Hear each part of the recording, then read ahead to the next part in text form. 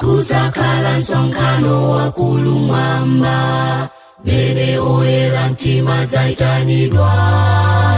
Kudzakhala msonkhano wakulu uko, pokakomana ndi mpulumutsiyo. Mbuye dzalandira oyera mtimawo, omwe anapyola manda achete.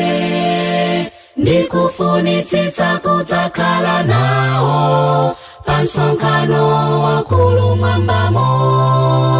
Udzakhala di msonkhano wakulu mwambamo, kwa oyera mtima dzakondwa uko.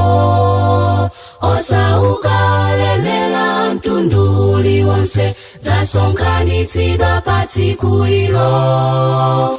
Podzavekedwa mwinjiro ndi kolona wa moyo, kodi inu mudzakhalako?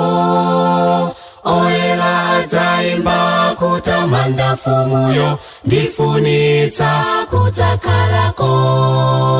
Udzakhala di msonkhano wakulu mwambamo, kwa oyera mtima dzakondwa uko. Osauka lemela mtundu uliwonse, dzasonkhanitsidwa pa tsiku ilo. Podzavekedwa mwinjiro ndi kolona wa moyo, kodi inu mudzakhalako?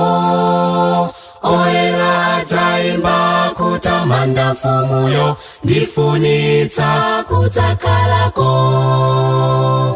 Kodi tidzasonkhanadi pali mtsinjewo wa moyo, wakuye na nthawi zonse, kwa Mulungu mwambamo.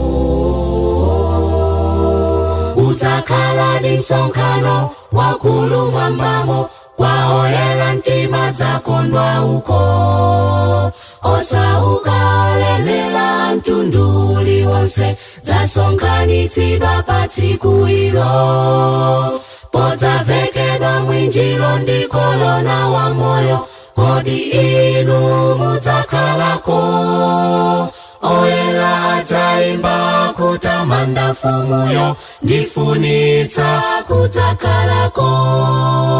Udzakhala di msonkhano wakulu mwambamo, kwa oyera mtima dzakondwa uko. Osauka lemela mtundu uliwonse, dzasonkhanitsidwa pa tsiku ilo. Podzavekedwa mwinjiro ndi kolona wa moyo, kodi inu mudzakhalako?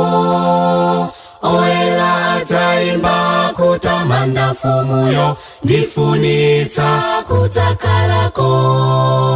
Oyera adzaimba kutamanda mfumuyo, ndifunitsitsa kudzakhalako.